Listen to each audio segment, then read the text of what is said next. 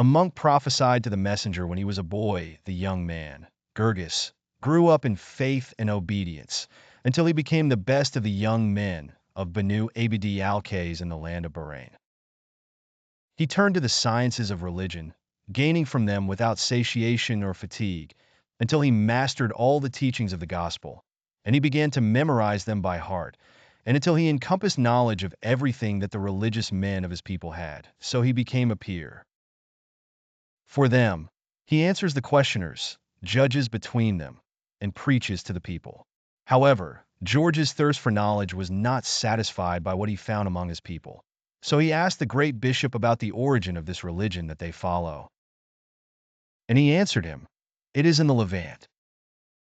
And he added, saying, "But my son, leave yourself in your country and with your people, among your family and clan, and do not burden yourself, and do not tire your body with travel. For what? You got enough knowledge." But George did not care about the advice of the great bishop. He bade farewell to his family and people, and traveled to the Levant, to gain there from the religious sciences what would satisfy his thirst and satisfy his thirst. His greed in the Levant, George lived for a period of time, moving from country to country, from monastery to monastery, and from rabbi to rabbi, until he left no place without visiting it, and no rabbi without visiting it.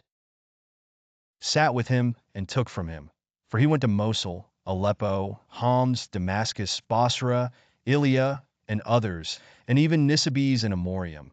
He did not leave them, for he sought them out and benefited from the bishop of Amorium as he did not benefit from any other bishop. For he saw in him great faith and great knowledge.